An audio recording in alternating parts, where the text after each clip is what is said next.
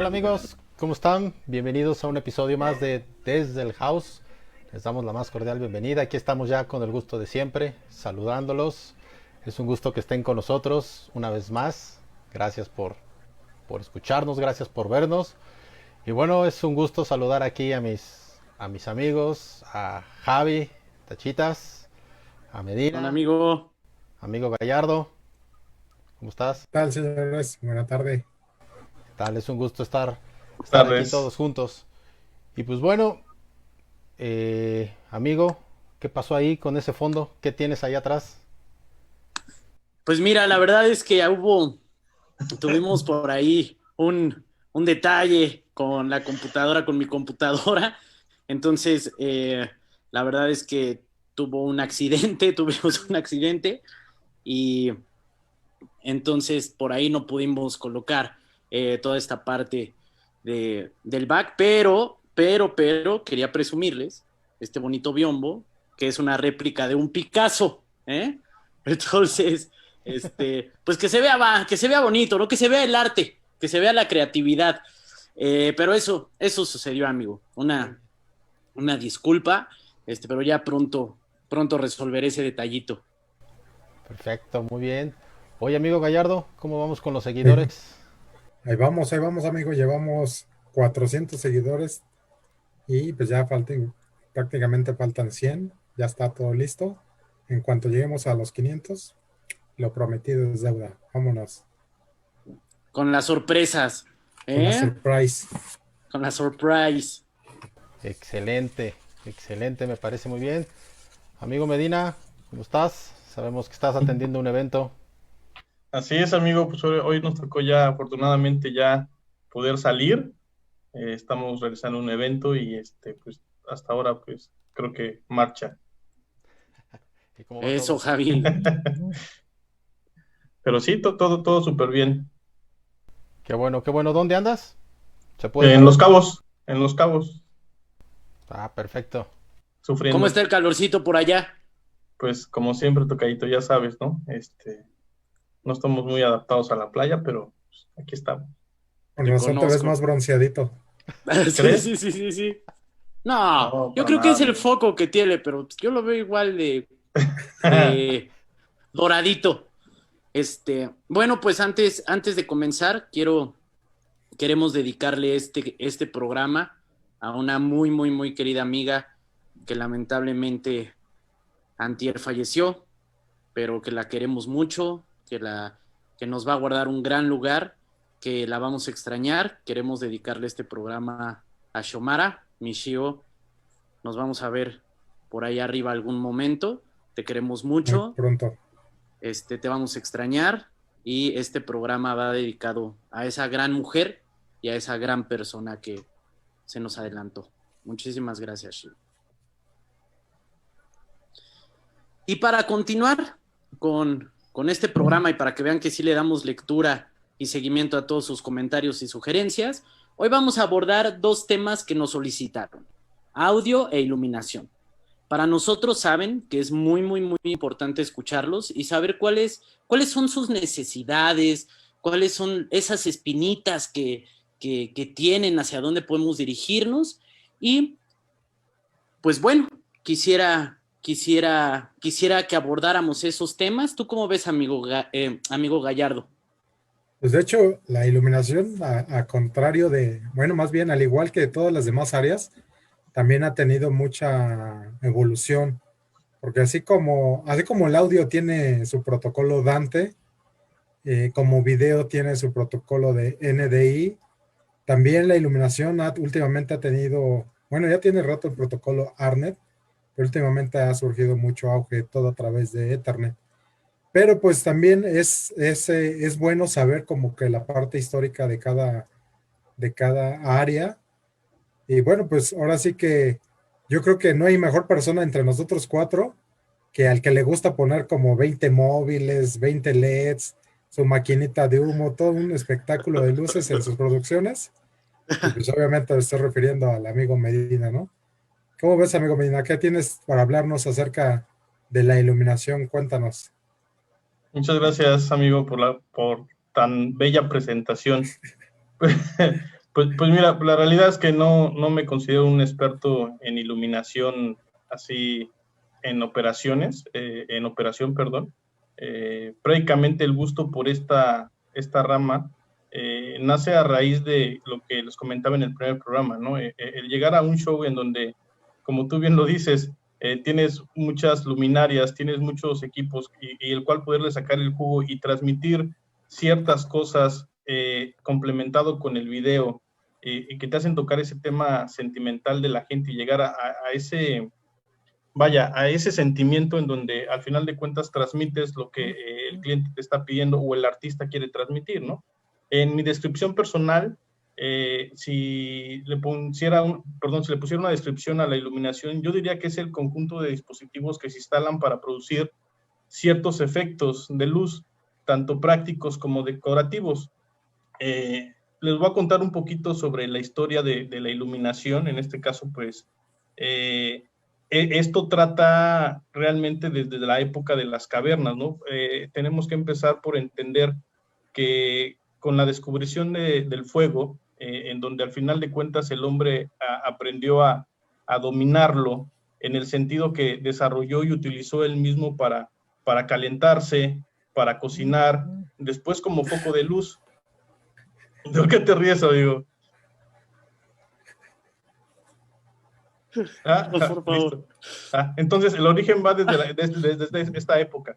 Prácticamente podríamos decir que la iluminación, sus inicios son las antorchas que se utilizaban para iluminar los espacios cuando el sol dejaba de alumbrar. Posteriormente se fue innovando y descubriendo diferentes técnicas que implementaban este principio, ¿no? Como la vela, los candelabros, etcétera.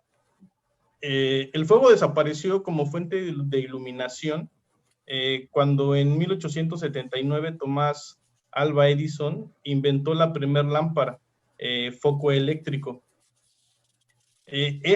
Por contarles un poco cómo fue el descubrimiento, el experimento de esta persona, pues prácticamente él era un bulbo de cristal que en el interior hizo un vacío.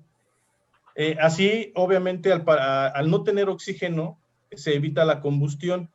Este tenía un filamento. Este filamento era de carbón, por el cual pasaba la corriente eléctrica.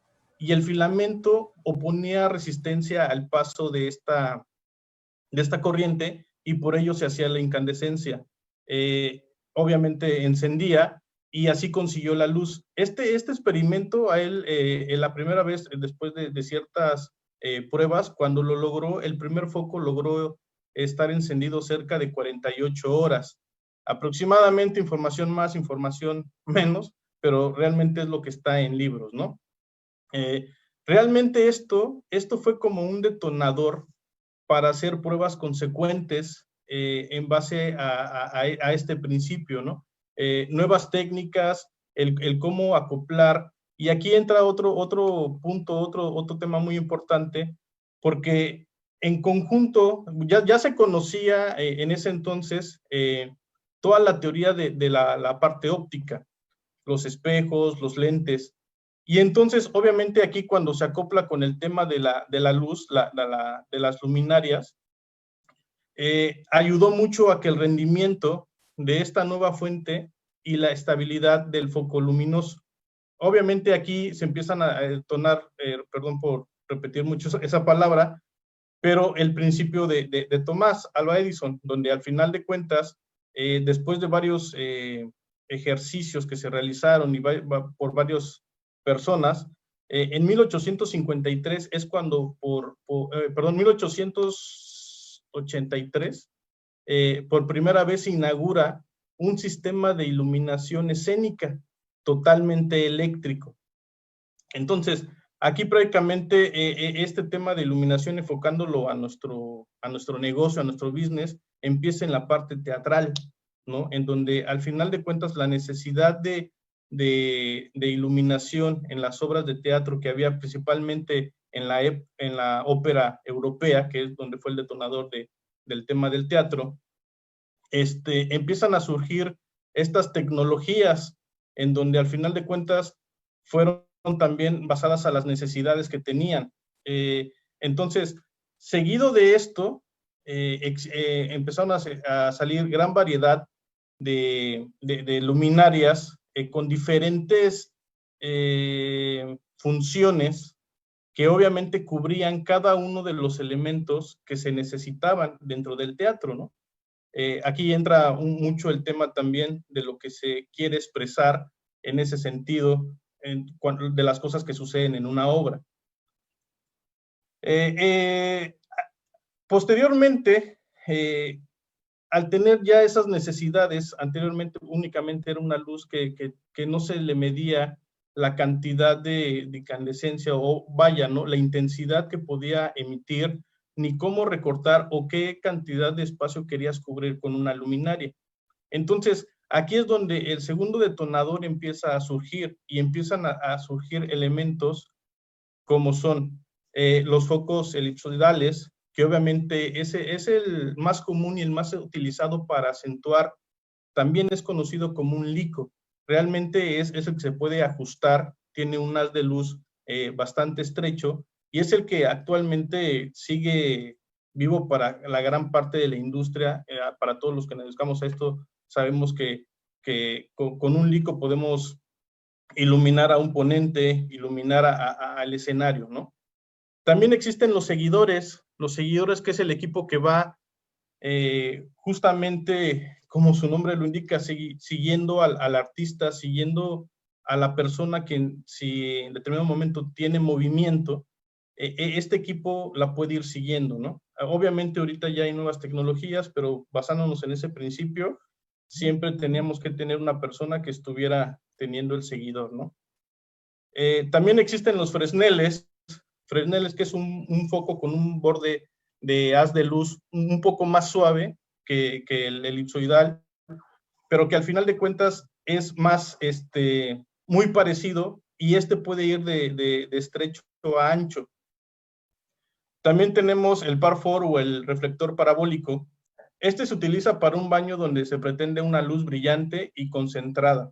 Prácticamente estos fueron los 4 elementos, los 4 equipos que están más enfocados a la parte teatral, en donde al final de cuentas es donde inicia todo esto, como les comentaba, y de ahí parte todas las necesidades que se empiezan a cubrir son con estos 4 elementos.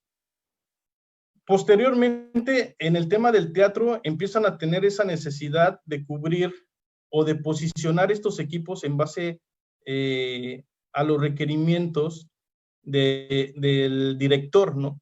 Entonces, es donde se catalogan las posiciones y es donde surge la posición frontal, la posición cenital, la lateral, la contraluz, y la posición que va de arriba hacia abajo. Estas 5 posiciones realmente son muy demandadas en el teatro, y estas 5 tienen sus diferentes versiones. Podemos tener una lateral baja, una lateral alta, una cenital media, una cenital media alta.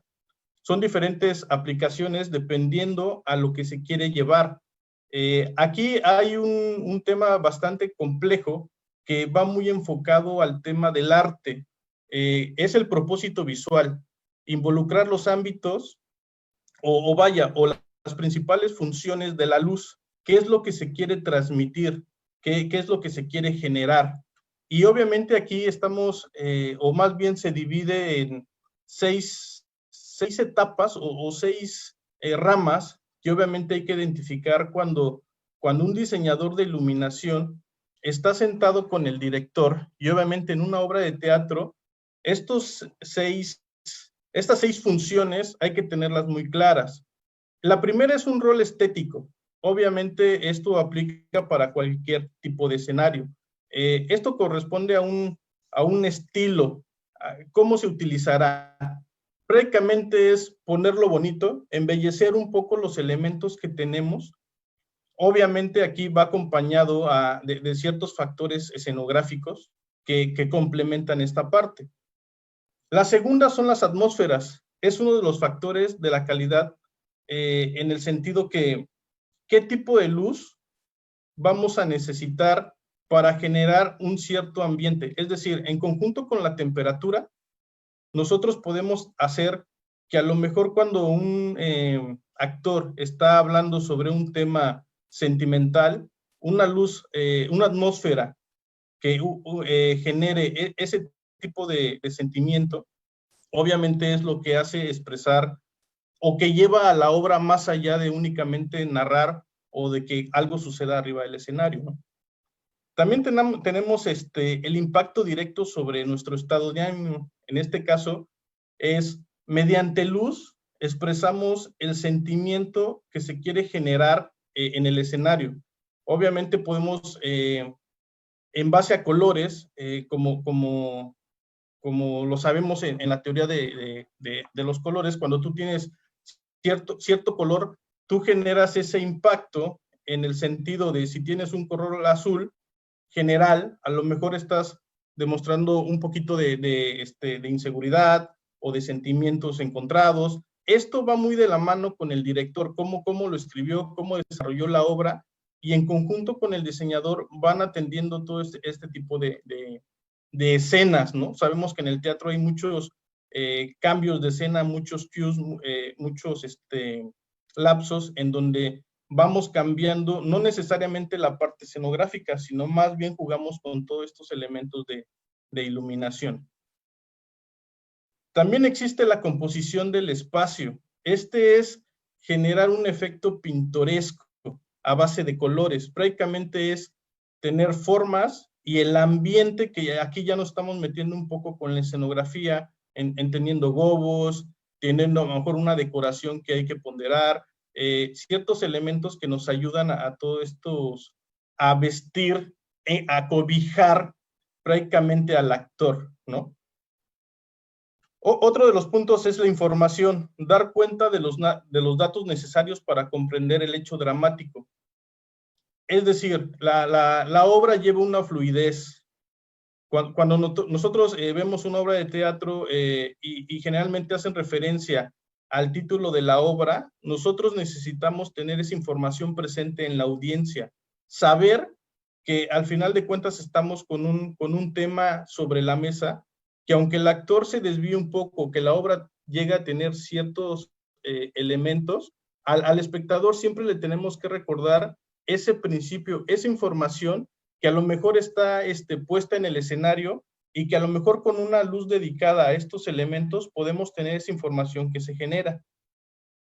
Aquí obviamente hay diferentes variantes, ¿no? Aquí es un poco más enfocado a un tema teatral. También tenemos algo muy importante y creo que es uno de los elementos que más se apegan a nuestra industria, a nuestro negocio, que es una visualidad efectiva. Cada espectador debe ver claramente y correctamente aquello que se quiere mostrar. ¿A qué me refiero con esto? Al final de cuentas todos tenemos un criterio diferente y vemos las cosas de diferente manera. Pero si tú con iluminación generas que sea dominante justamente ese recuerdo que tú quieres que el espectador se lleve, principalmente enfocado en un evento, cuando sucede esa información de opening o de apertura, pues obviamente tú la tienes que acompañar con un buen show de iluminación. Digo, aquí me estoy desviando un poquito, pero tomándola en ese sentido, para que obviamente ese mensaje cause mayor impacto. Obviamente aquí se toman muchos elementos que ya platicamos, ¿no? La información, la atmósfera, todo en nuestro ámbito. Pero en el teatro, obviamente sí están muy bien marcadas todas estas segmentaciones, que aquí, como les comentaba, el diseñador de iluminación es una persona realmente con un ojo, pues yo diría que único, porque puede cachar todas las indicaciones que ese director, o incluso muchas veces llega a pasar que hasta el mismo director, escritor que hizo la puesta en escena, quiere transmitir, ¿no? Porque muchas veces cuando hay puestas en escena, y el tocayo no me va a dejar mentir, son obras que a lo mejor sucedieron en la vida misma, o que muchas veces ese actor o ese director se siente identificado. Entonces, con la parte de la iluminación ayudamos a cobijar y a transmitir toda esta información que obviamente queremos que se lleve el espectador, ¿no? por ello les digo, el ser un diseñador de iluminación es muy diferente a ser un operador de iluminación o simplemente conocer la iluminación. El diseñar creo que es algo bastante amplio que la verdad para explicarlo sí nos gustaría que en algún momento invitáramos un experto, un diseñador de iluminación, porque nos va a contar de más elementos que sinceramente no los tengo yo presentes, ¿no? Aquí, ya partiendo como este ejercicio de entrada de toda esta información muy rápida, es donde ya el teatro llega un momento en donde tenemos que tener ya tantos equipos, que ya tenemos los frontales, los cenitales, los laterales.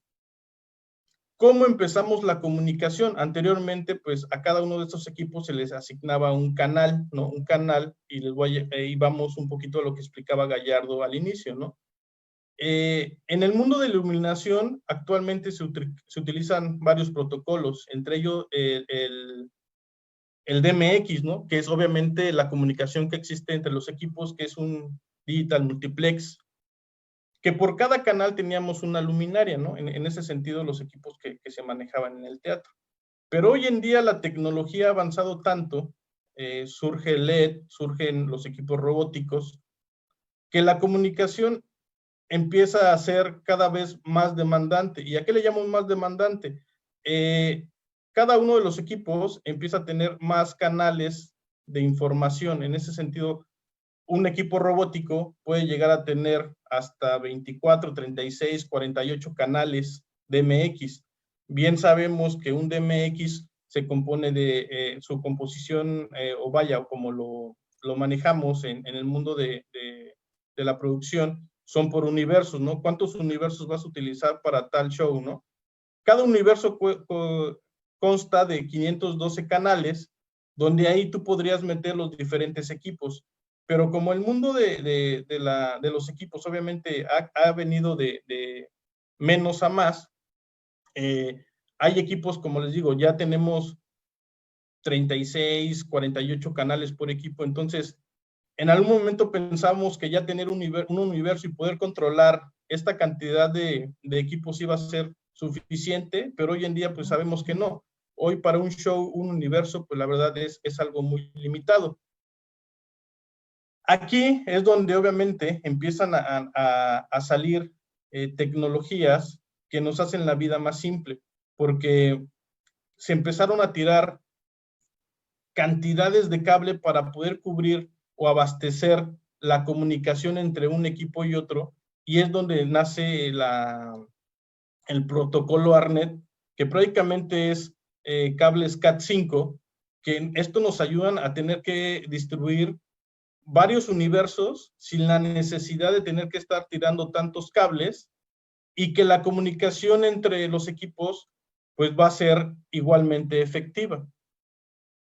Partiendo de esto, en el tema de los eventos que nos dedicamos, en este caso los 4 que son los eventos corporativos, la iluminación que tenemos para un escenario convencional, pues prácticamente se basa en tecnología, en equipos convencionales, que son los LICOS, Fresneles, Pares, los equipos y después los equipos robotizados, los equipos LEDs.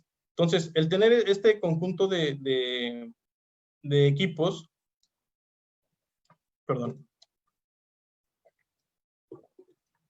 nos ayudan también a tener esto que en el teatro se lograba, nosotros ahora trasladarlo a nuestra área.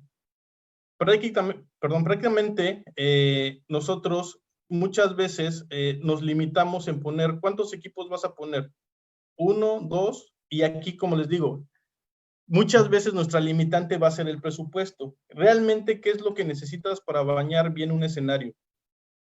5 licos, 10 licos. Aquí es muy importante tener en cuenta que para qué es cada foco y qué es lo que nos va a ayudar. Y en base a eso, nosotros hay que sacar el conteo de todos estos equipos. Un ejemplo, si tenemos un escenario de de 8, 10 metros, va a ser imposible que con un par de licos podamos llenar ese escenario, porque generalmente en nuestro día a día de los recintos no contamos con la altura o con los espacios para utilizar ópticas grandes, ¿no? Entonces aquí necesitamos tener más equipos para poder bañar estos escenarios. Prácticamente esto es una introducción muy breve. Sabemos que este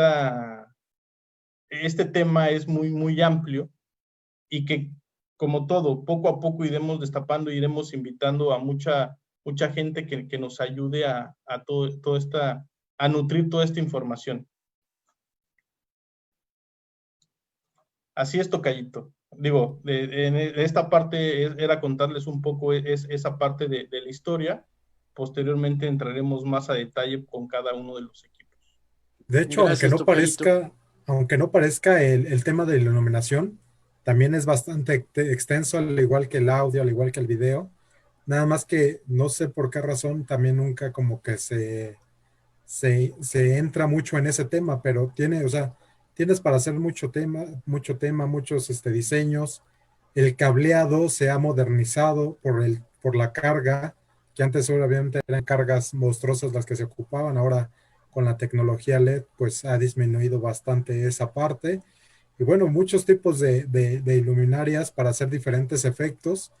Y bueno, ahora sí que aquí es, como decías, parte del diseñador ponerse a imaginar qué es lo que quiere precisamente trasladar o compartir con la Transmitir también, audiencia, ¿no? transmitir con la audiencia, exacto, para con lo que decías de la psicología del color y todo eso. Y pues obviamente no es hacer menos a la iluminación, es una parte muy importante de la iluminación, pues hoy en día la vemos en casi todos lados, ¿no? Yo creo que están hoy muy como al parejo cada una de las áreas, y todas tienen su importancia, todas te llevan como a dar el adecuado mensaje y a transmitir lo que quieres dar. Es Y correcto. de hecho, ¿no? O sea, hay que recordar que en el arte, o sea, en el arte como tal, está totalmente presente, ¿no? O sea, quiero tocar un punto y hablando de la historia como, perdón, como lo mencionaba Javi, como, como todo tiene su creación desde muchos años atrás, como en el teatro, como nos platicó Javi, para poder transmitirlo.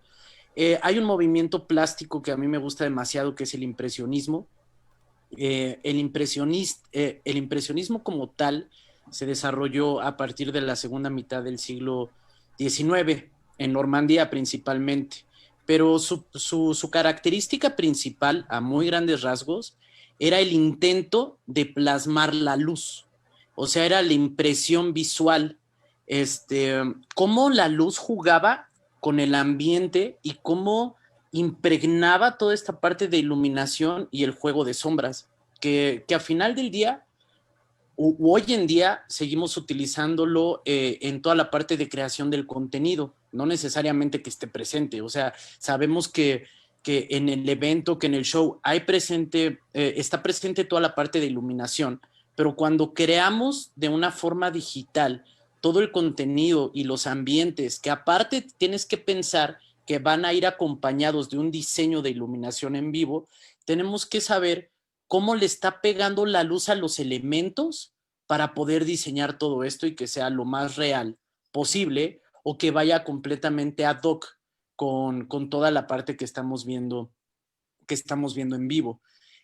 Juego de sombras, que al final del día la sombra es la ausencia de la luminosidad, pero sobre todo viendo la perspectiva del emisor, cómo vamos a iluminarlo para poder jugar con toda la parte de back, que al final del día creo que eso en el teatro, justo cuando se crea, y como bien nos platicaba Javi, pues lo podías hacer real, ¿no? Desde que tú pintabas las escenografías, también ver cómo le iba a pegar toda la luz para poder generar profundidades, etcétera. Entonces creo que es un elemento muy interesante y con el cual puedes jugar visualmente con tu audiencia.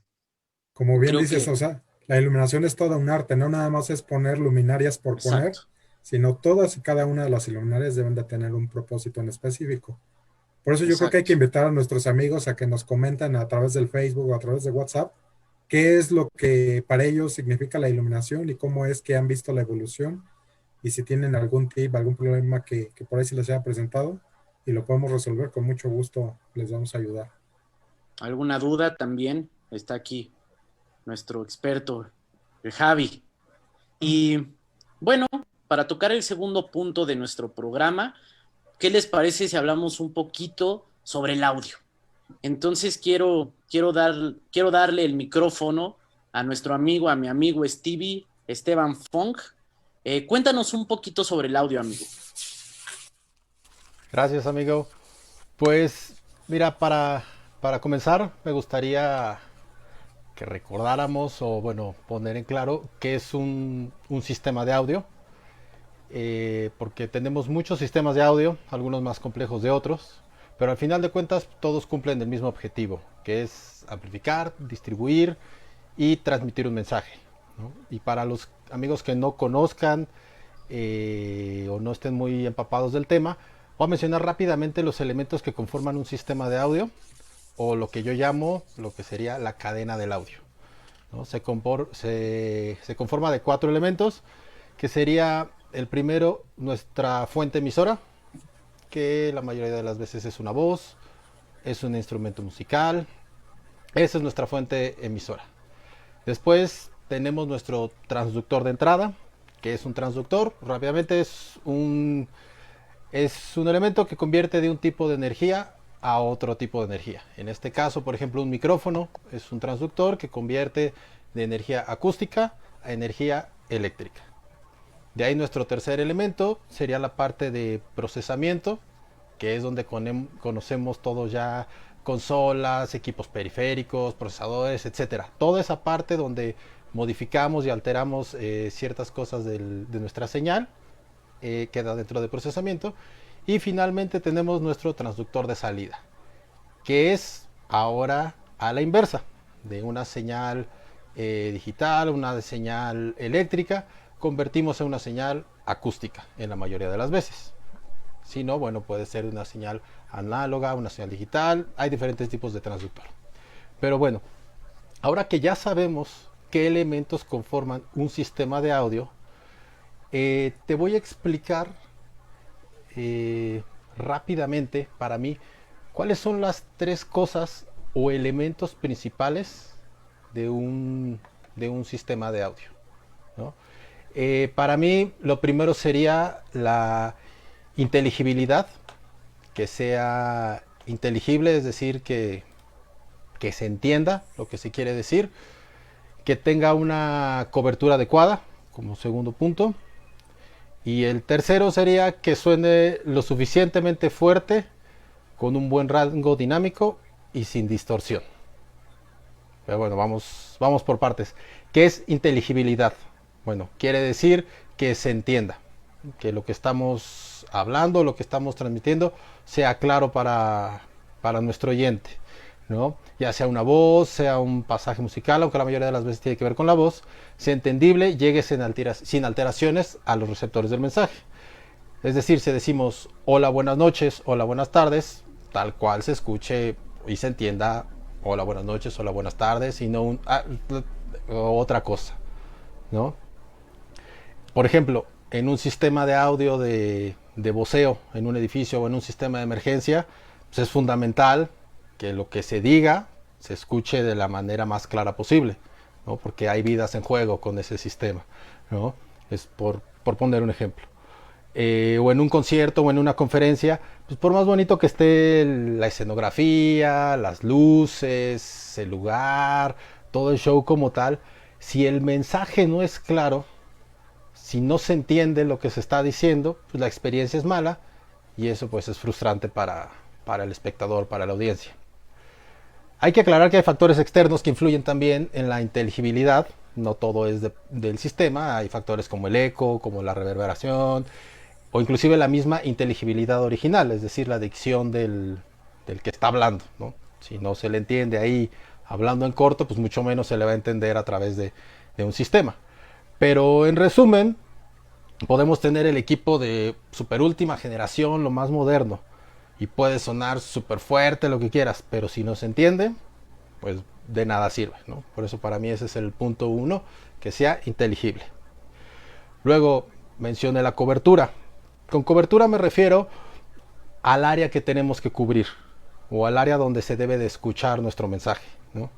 Que ese mensaje llegue a los destinatarios, a nuestra audiencia, por el medio adecuado en un área determinada o en el área que tiene que ser. Por ejemplo, en un concierto, nuestra área de audiencia o nuestra área de cobertura sería a partir de la primera fila y hasta la última grada, allá en el palomar, allá hasta atrás, donde sea la última silla, todo eso es nuestra área de cobertura, ¿no? Esto quiere decir que ambos espectadores o que todas las personas que están en el recinto tienen que escuchar lo mismo. O sea, el que está en primera fila, el que está en balcón, el que está hasta atrás, ahí junto a las palomas, tienen que escuchar lo mismo. No por el hecho de estar más lejos va a escuchar diferente o con eco o cosas así. Siempre hay que tratar de que la cobertura sea uniforme y que todos puedan escuchar lo mismo. Y desafortunadamente muchas veces sucede que en un evento solo se escucha muy bien en un área, por ejemplo al centro, o en donde está en la parte de abajo, ¿no? O solo en primer nivel, pero segundo y balcones no se escucha bien.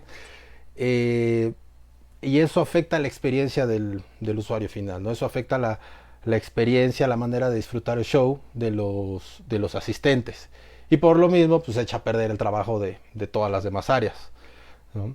Por ejemplo, otra vez regresando al sistema de audio de emergencia en un edificio, ¿no? Nuestra área de cobertura tiene que ser todo el edificio, ¿no? Todos los pisos, todas las áreas deben de escuchar cuando suena la alarma, cuando se da un mensaje de ruta de evacuación, cosas así, un mensaje importante, lo deben de escuchar todos los pisos. No el piso 1 sí, el 5 no, etcétera, ¿no? Nuestra área de cobertura tiene que ser uniforme en todo el edificio. Y bueno, si no cumplimos con una buena cobertura, sea cual sea el sistema, pues algo estamos haciendo mal, nuestro sistema no está funcionando correctamente y por consiguiente nuestro producto final pues, es deficiente, ¿no? Yo lo que siempre recomiendo en los eventos que me ha tocado estar como operador de audio, a la hora de estar haciendo toda la calibración, todo el seteo, es pasearse por la sala, salirse del área de la consola y estar dando sus vueltas, irse hasta adelante, en medio, atrás, a los lados, sobre todo en lugares ya adecuados o adaptados para un evento como un auditorio, un teatro, un cine, lugares ya con butacas fijas y todo.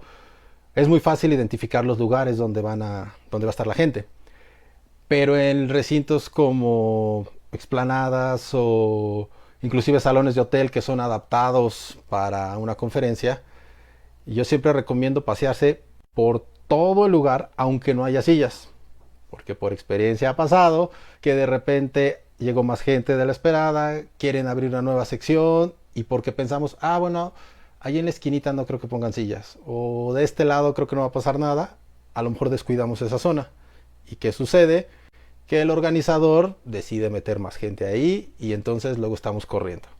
Entonces yo siempre recomiendo estarse paseando por la sala, darle vueltas, escuchar y tener la mayor uniformidad en cuanto a la cobertura del audio.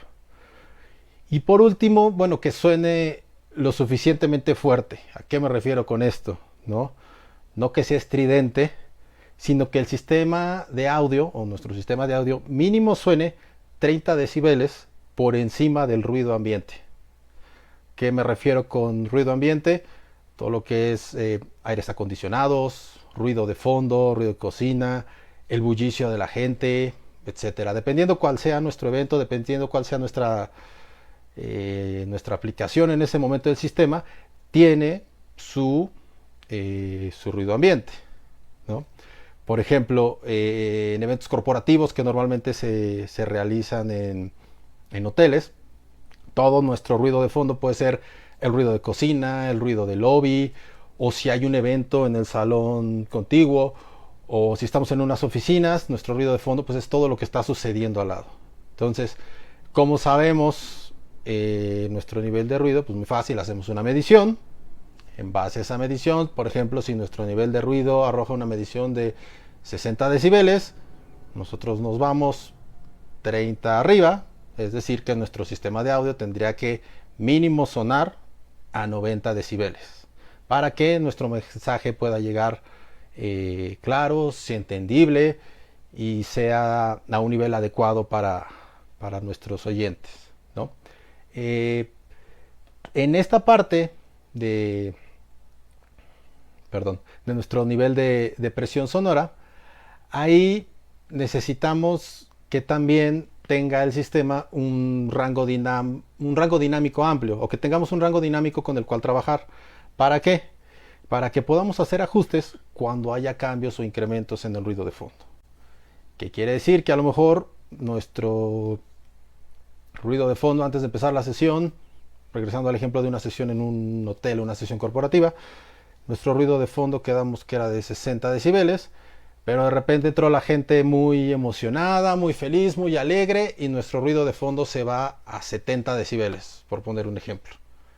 Nuestro sistema tendría que tener la capacidad de poder llegar de 90 a 100 sin distorsionar, ¿no?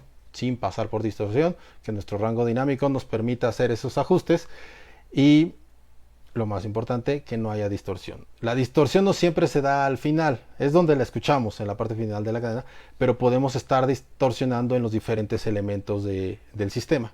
Por eso es muy importante siempre hacer una buena calibración del sistema, ajustar todos nuestros niveles en las diferentes etapas del sistema y tratar de usar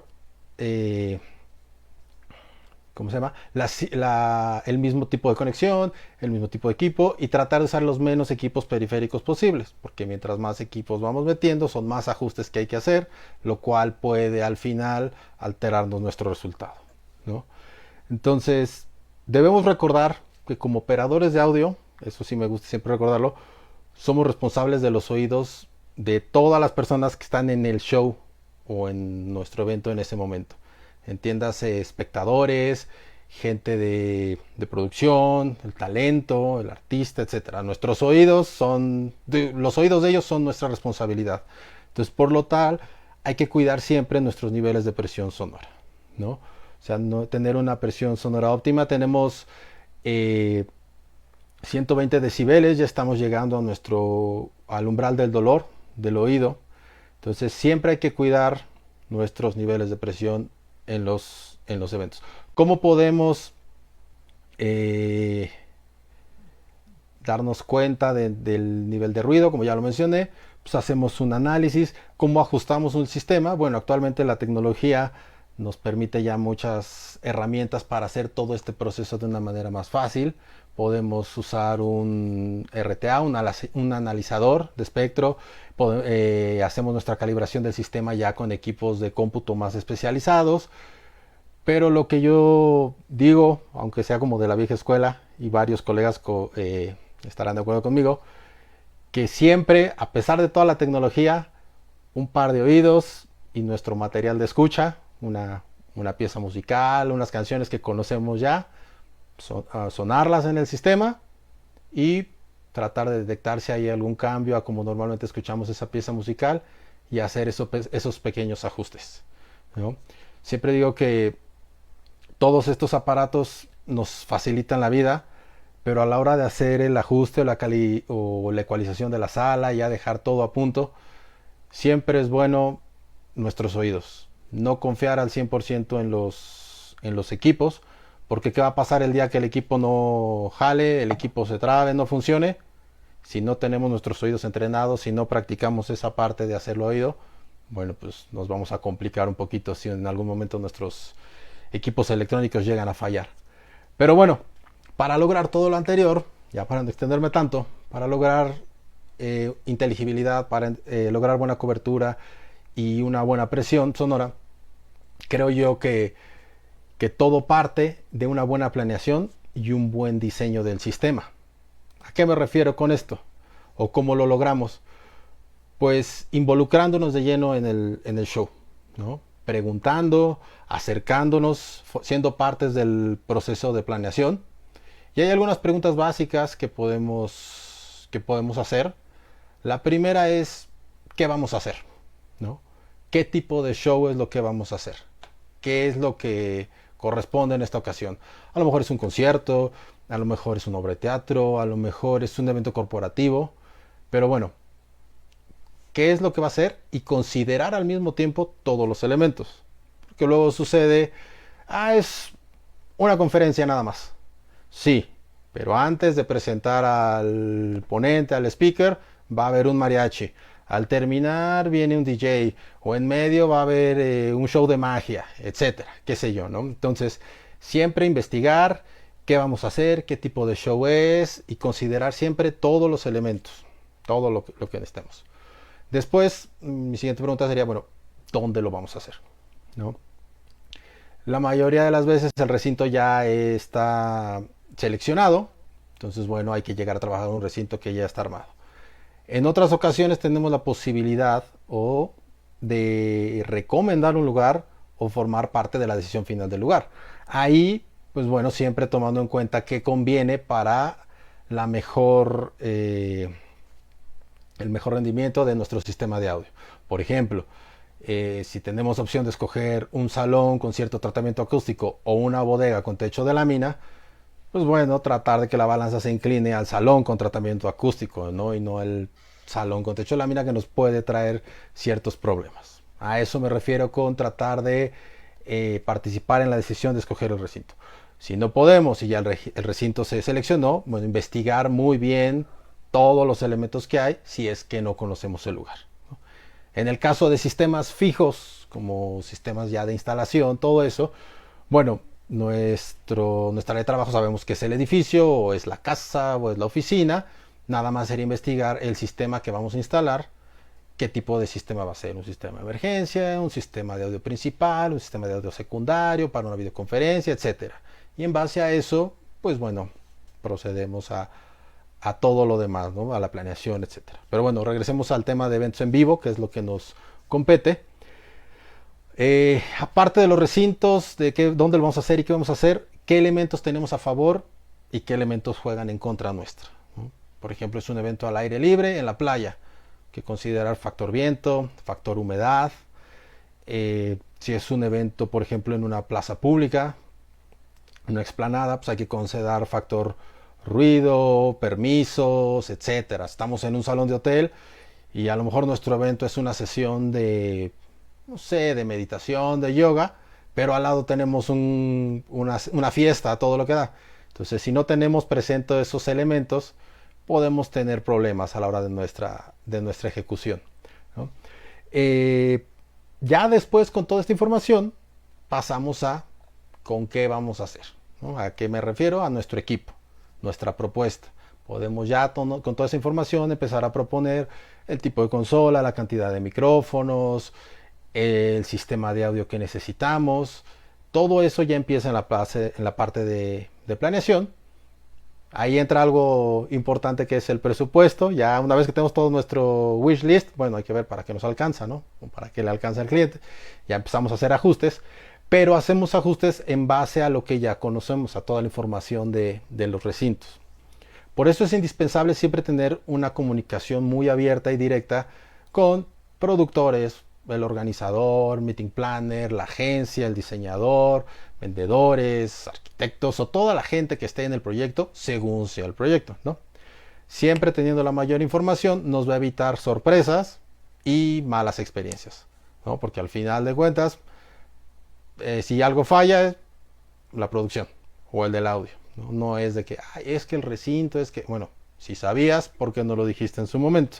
¿No? Entonces siempre mantener una comunicación abierta, una comunicación muy directa, preguntar, no se cansen de preguntar, no supongan nada, siempre pregunten. Y esa en esta parte donde soy muy insistente en preguntar y todo, porque es ahí donde está la falla de muchos sistemas y por consiguiente la falla de muchos eventos, ¿no? Por ejemplo, en la mayoría de los eventos masivos, el audio es parte fundamental de la planeación, ¿no? Está presente casi en todo momento de de la planeación porque se sabe el lugar donde se va a hacer. Entonces, bueno, es un recinto para 10,000 personas, es un estadio, bueno, necesitamos un sistema que cumpla estas características, llenar todo el lugar, etcétera, etcétera, etcétera, ¿no? Aunque de repente, bueno, llega a haber una que otra sorpresa, pero en la mayoría de los eventos esa parte está cubierta y el audio está siempre desde un inicio. Y algo que es importante ahí, una vez que está definido el diseño de audio, no se mueve. Es decir, si el audio va aquí, aquí se queda. Lo demás se ajusta, porque si movemos esa torre de audio o esas 3, 4 torres de delay, perdemos cobertura y empezamos a afectar, ¿no? Y todos trabajan en base a ese diseño. Caso contrario, si nos vamos a los eventos corporativos, por así llamarlo, ¿no? En los eventos corporativos realmente son pocos los que me ha tocado y son pocos los que planean desde un inicio considerando el sistema de audio. Se enfocan más por el tipo de evento y por todo en el lugar, en la escenografía, en el contenido como tal o en la presentación, en el protocolo que se va a seguir y olvidan el sistema de audio. Saben que se tiene que escuchar, saben que van a usar un micrófono, pero en todo ese proceso de planeación no consideran el audio. ¿Y qué sucede al momento del montaje? Ay, ¿qué hace esa bocina aquí? En mi render no aparece, ¿no?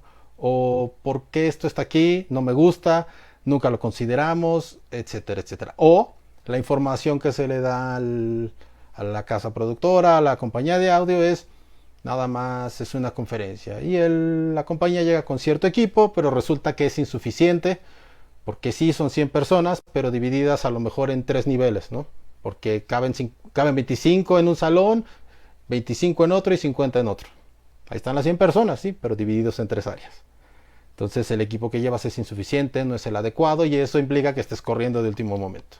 O se esforzaron tanto en hacer un diseño súper padre de la escenografía y a la hora de poner la bocina tapa un logo, tapa algo y entonces es donde empezamos. Es que yo no sabía que teníamos que poner esto aquí, etcétera, etcétera. O la compañía pudo haber llevado un sistema lineal, lleva un sistema piso, etcétera. Entonces siempre es muy importante estar desde el inicio, estar en la planeación, ser partes de ese proceso creativo en los eventos, ¿no? Así nos vamos a evitar un chorro de problemas, ¿no? Por ejemplo, regresando a los sistemas ya instalados, sistema ya en un edificio o algo, pues sí es muy importante saber qué área de cobertura necesitamos para qué va a ser el sistema. Actualmente ya muchos se involucran en la planeación con todo esto de los edificios inteligentes y todo, pero aún así hay instalaciones que se hacen posteriores, no se consideran desde un inicio y bueno, implica más presupuesto o implica tener, como me ha tocado ver en algunos lugares, 3, 4 bocinas en un área no mayor a 1 metro cuadrado, ¿no? Las 4 funcionan para lo mismo, pero el resto del pasillo está descubierto, ¿no? Pero bueno, por eso invito a todos nuestros amigos, ya sean organizadores de eventos, productores, estén en agencia, a involucrar a los del audio desde un inicio y a todo el staff de audio, involucrarse en la parte creativa, preguntar, acercarse al productor, no asumir, no suponer, sino estar todos en el mismo canal para dar la mejor solución. Y es aquí donde tenemos que llevar en muchas ocasiones a nuestro cliente de la mano para explicarle como expertos o como gente de audio qué sí se puede hacer, qué no se puede hacer, por qué sí, por qué no. Un ejemplo rápido ya para terminar. Llegan y te piden para un evento 15 micrófonos inalámbricos. Ah, caray, pues ¿qué va a haber? No, necesitamos 15 micrófonos inalámbricos. Y empiezas a investigar, te empiezas a dar cuenta que por la dinámica del evento y todo, la persona te pidió 15 micrófonos porque los ha visto en tele, porque le gustan, porque piensa que se va a ver más profesional el evento, pero la verdad es que no. Realmente sabemos, los que trabajamos en audio, es que mientras más micrófonos abiertos en un sistema o en una reunión, son riesgos de fallas, ¿no? A mayor número de micrófonos abiertos, siempre el riesgo de falla o de una retroalimentación es mayor. Entonces a lo mejor tú te acercas con tu cliente, analizas el sistema y resulta que con 4 es más que suficiente y el evento corre tal cual, ¿no? Entonces ahorita la tecnología nos ayuda bastante, tenemos bastante equipo, tenemos muchas cosas y es en este punto donde hago siempre una recomendación que es Keep it simple, que es hazlo simple, hazlo fácil o manténlo sencillo. Aquí sería la traducción al español. ¿Por qué? Porque muchas veces queremos la última consola, queremos la última tecnología o como clientes queremos pedir lo último y no necesariamente es lo óptimo. Por ejemplo, necesitamos llevar a la familia a la fiesta de la abuela, que está a 1 hora de distancia, eh, y llegamos con un Ferrari. Es un super carro, sí, wow, una super máquina. Así es, pero para llevar a la familia a ver a la abuela a lo mejor nos va a llevar 10 viajes. Cuando si hubiéramos llegado con una camioneta, llevamos a todos en un solo viaje, ¿no? Así es un ejemplo un poquito burdo, pero aplica para el tema de audio. A veces queremos la mejor consola o lo mejor en equipo y a lo mejor no es lo adecuado para esa solución. O por meter tantas cosas, el riesgo de falla puede ser mayor cuando con una consola más pequeña o algo más sencillo hubiera todo salido de una manera más fluida, ¿no? Entonces, pues esos son los elementos, amigo, en cuanto a un sistema de audio. Esas son mis recomendaciones y no sé si tengas alguna otra pregunta. Pues yo en lo personal tengo una pregunta. Este, bueno, antes que nada, muchísimas gracias. La verdad, muy, muy, muy interesante. Uno a veces no toma en cuenta esos detalles, ¿no? Hasta que ya, obviamente ya cuando empiezas a trabajar más, etcétera, pero como bien lo dices en el render, como cualquier detalle puede cambiar todo, ¿no? Me ha tocado también de, oye, ¿por qué está esto aquí? O que te lo mueven al final y te lo mueven 3, 4 veces. Tienes que hacer 3, 4 veces esos ajustes y pues no piensan en todo lo que ya se hizo y hay que rehacerlo y rehacerlo y rehacerlo. Eh, entonces, pero mi pregunta es algo sobre un tema que se me hizo muy interesante, quitando un poco toda la parte técnica, que ya sabes que a veces yo entro por otros lados. Tú dices que eduquemos al oído, ¿no? Que como ingenieros en audio, cuando diseñamos el audio, tratemos de tener muy bien educado el oído. ¿Tienes algunos tips que le puedas dar a la audiencia para poder tener un mejor oído? Pues mira, algo principal y que me ha funcionado mucho es tratar de escuchar de todo tipo de música, pero escuchar de una manera analítica, detectar dónde están las guitarras, dónde está la batería, dónde está el bajo, dónde está la voz, por qué en este género predomina más una cosa, por qué en este género predomina más la otra. Y también estar al pendiente y prestar atención cuando vas a diferentes recintos. Saber cómo suena un recinto. Suena un poco raro ahí ese término, pero, por ejemplo, todos identificamos cuando alguien está hablando por teléfono desde el baño. Tiene un cierto eco, tiene una cierta reverberación que dices, "Ah, pues, así suena un baño, está en el baño", ¿no? Sabes que si estás hablando desde la calle, tienes el ruido ambiente y dices, bueno, este está hablando en la calle, etcétera. Entonces, ¿a qué suena estando en este lado? ¿Cómo suena esto? O sea, tratar de analizar bien si es un poquito más agudo, si es un poquito más grave, etcétera. También, si tienen la oportunidad de estudiar música y llevar un entrenamiento auditivo, cuestión musical, bueno, eso ayuda bastante, ¿no? Pero, si no, también el acercarte con otros operadores, ir a diferentes eventos y escuchar, realmente ir a escuchar, no tanto a disfrutar del show, sino a escuchar, para que tu oído se vaya acostumbrando a, bueno, una cumbia suena de esta manera, eh, un coro suena de esta manera, estos son los diferentes tipos de voces, etcétera, ¿no? Eso sería como un consejo. Ok. Y bueno, pues Javi se despedía de todos ustedes, de nosotros. Sabemos que está en evento Así es. y bueno, pues ya se tuvo que ir al evento, pero bueno, les dejaba un saludote. Amigo Gallardo, ¿tienes preguntas ahí en el WhatsApp? ¿Hay alguien que ya nos escribió? Sí, tenemos por aquí un par de preguntas. Ok. Para el tema de iluminación. Pero antes, no me quiero quedar con las ganas de hacer este comentario que siempre le hago a mi amigo Fon. Me voy a quitar la playera de producción y me voy a poner la playera de operador de video.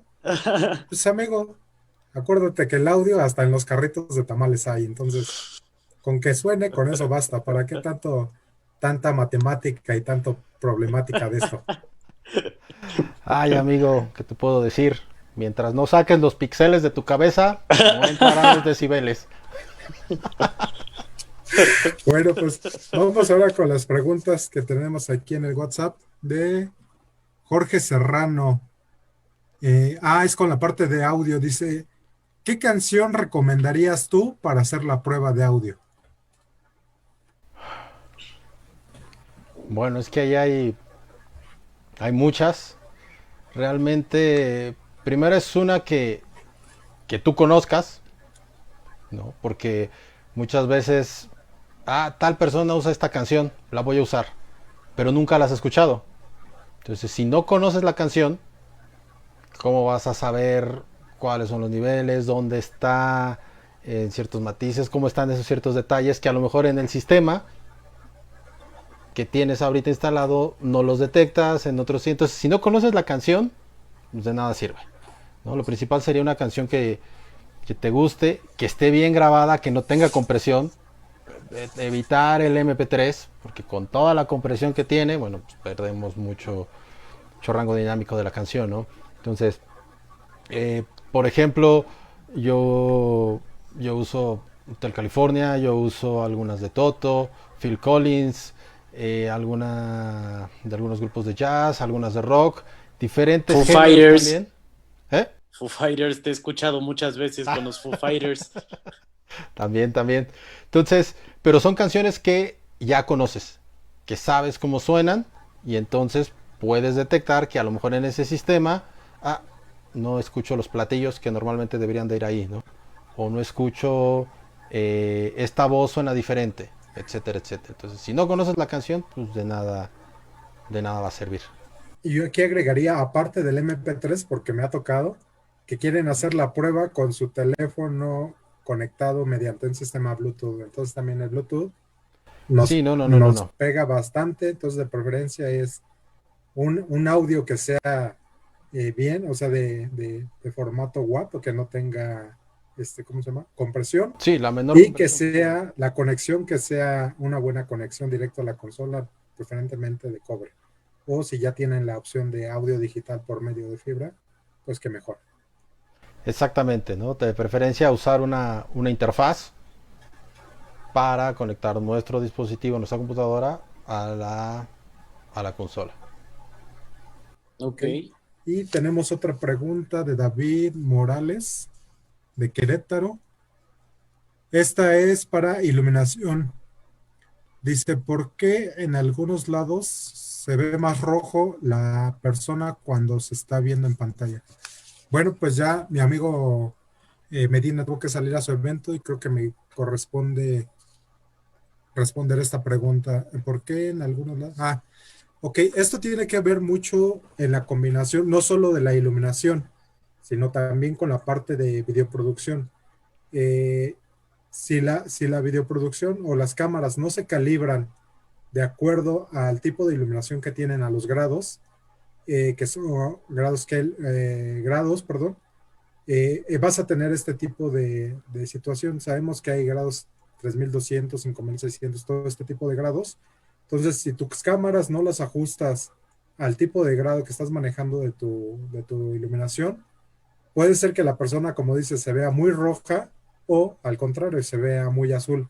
Entonces hay un tema de coordinación entre iluminación, entre la parte de iluminación y la parte de videocámaras, que hagan su ajuste de blancos, que es cuando vemos que ponen una hoja, una sábana, algo blanco, se cierra la cámara y le está pegando la iluminación, Entonces, la cámara hace un ajuste de blancos para que los blancos precisamente sean blancos y ahí se ajusta y todos los colores tengan su gama que debe de ser. Entonces, esta es por la razón por la que alguna persona se ve más roja o más azul en una transmisión. Por el Facebook, ¿qué tenemos, amigo Tachitas? Pues mira, tenemos bastantes saludos. Antes de entrar a las preguntas, nos saluda Josué Iván Lara, Huicho, nuestro amigo Huicho, Durán Ram, André Martínez, Sergio Salazar, Armando Barrios, hola a todos. El buen Vic, alias el Gridiron Ramfla, ¿no? Que siempre está con nosotros, siempre está al pendiente. Y bueno, Raúl nos hace una pregunta con base a iluminación también. Nos pregunta que si existe alguna fórmula con la que podamos calcular cuántos licos necesito para cubrir un escenario de cierto tamaño.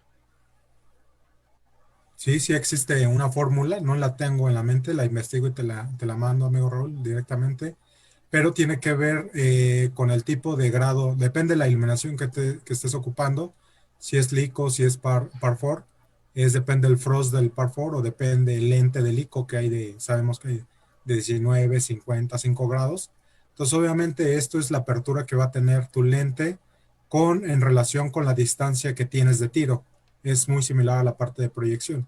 Entonces, en cuanto a lo que te va a abrir la parte de ICO, dependiendo de los grados, con la distancia que vas a tener tu puente de iluminación o tu luminaria, pues es lo que te va a abrir y lo que vas a abarcar la parte del escenario. Tiene que ver también con la parte de medir la iluminación. Claro que también claro que la iluminación también se puede medir, entonces es cuántos lux quieres que te dé la iluminación al final para que no te abarque. Entonces, esto también tiene que ver con el tiro. Obviamente, entre más lejos esté la luminaria del escenario, pues menos lux vas a tener porque se pierden en el camino, por así decirlo. Entonces, si hay una fórmula, lo que yo siempre les digo, en todas las áreas se calcula, todo es calculable y todo es medible y todo es predecible, solamente que hay algunas cosas que las hacemos ya en automático, ¿no? Pero todo, audio, iluminación, video, rigging, todas las áreas, hay manera de calcular, de predecir y de plantar primero en un papel, en un diagrama, y no llegar al recinto o al venue a decir, a ver, pues vamos a ver el proyector, a ver en qué momento nos abre y aquí colgamos nuestro puente de proyección. Igual con la iluminación.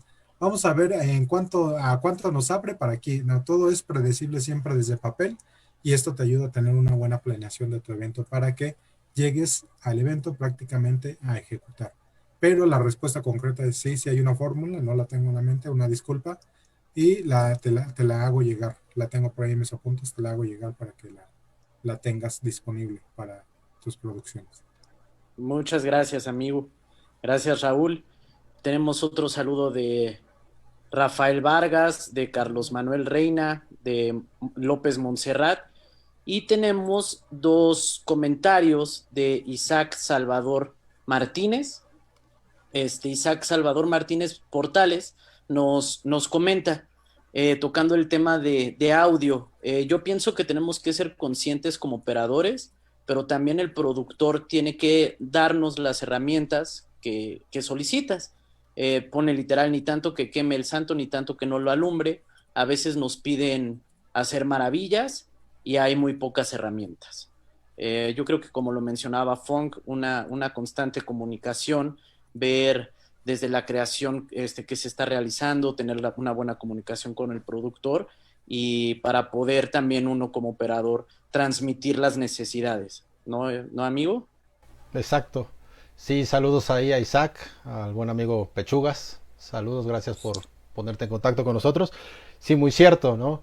Tenemos que tener esa comunicación, nos tienen que dar las herramientas. Nosotros también tenemos que ayudar con propuestas, no cerrarnos a porque lo digo yo es así, entender cuál es el entorno del evento y tratar de ser un poquito flexibles, ¿no? Y llegar todos juntos por la excelencia del show, ¿no? Trabajamos todos juntos por sacar un show adelante, entonces a veces hay que ceder un poquito unas cosas, pero sí ayudar con propuestas y acercarnos a entender el show y estar en contacto con productor, meeting planner, desarrollador, etcétera.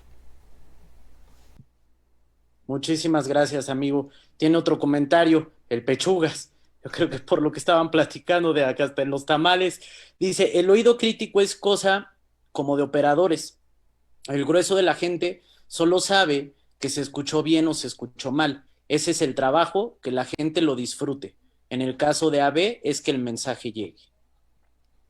Exactamente, a final de cuentas estamos para ayudar a transmitir un mensaje, ya sea Exacto. pasaje musical, una voz, etcétera, pero es comunicar un mensaje, amplificar y transmitir un mensaje. Sí, mucha gente nada más te dice, se escuchó bien, se escuchó mal, a lo mejor no se dan cuenta de los efectitos que pones con una banda, de panear un poco más una guitarra, de poner los toms paneados, no sé, de usar doble micrófono en alguna cosa. A lo mejor la gente no lo nota, la gente nada más dice, lo disfruté, me gustó. Y es ahí donde radica, bueno, el éxito de nuestro trabajo, ¿no? Saber que la gente se fue contenta, que la gente lo disfrutó, que a lo mejor no entiende nada de lo que estás haciendo, pero yo digo que el ser operador de audio es como ser un portero de un equipo de fútbol, ¿no? Son una de las posiciones un poco más ingratas que hay. ¿Por qué? Porque si funciona todo bien, nadie se acuerda. Si falla algo, todos voltean a ver, todos se acuerdan de ti, ¿no? Entonces hay que tratar de no notarnos, de que la gente no sepa que estamos ahí y que la gente se vaya feliz, a gusto, de que escuchó bien y que disfrutó ese evento. Muchísimas gracias, amigo. Y Consuelo Martínez Ramírez, muchas gracias por la información que comparten. Saludos desde Nueva Zelanda. Wow. Saludos, Consuelo. Muchas gracias. Cerquita. De aquí cerquita. Sí, Y muchas gracias, Juanjo, por la invitación. Seguiremos viendo sus videos. Muchísimas gracias, Consuelo. Gracias, gracias. Y tenemos una pregunta, yo creo que para cerrar con el tema de preguntas, si no hay otra más por Facebook. Carlos Ramírez nos dice por la parte de audio, dice, ¿en qué volumen empieza a ser molesto para el oído humano? O sea, ¿cómo? Yo pienso que quiere referirse a en qué decibel o en qué momento ya estamos sobrepasando el umbral del oído humano que decías. Mira, llegando a 120 decibeles ya estamos llegando al umbral de dolor, ¿no? Entonces, lo que esté arriba de 120 decibeles no es muy recomendable estar expuestos a tanto ruido por tanto tiempo, ¿no? Porque a la larga podemos generar un daño auditivo. Yo creo que entre 110 120 máximo sería como lo óptimo. Arriba de eso, si estamos expuestos durante un tiempo prolongado, nuestro daño puede ser irreversible. Entonces sí hay que cuidar mucho nuestros niveles de presión. Y aquí voy a hacer un pequeño paréntesis, un comentario aprovechando esa pregunta, desviándome un poquito. Bueno, tiene que ver. Ahorita con todo este tema de las clases en línea y todo, y que todo el mundo está tomando conferencias y todo a distancia, pues de por sí ya teníamos mucha exposición a los audífonos, ¿no? Todo el mundo traía audífonos todo el tiempo, pero ahorita creo que se ha incrementado un poco más, sobre todo en los niños.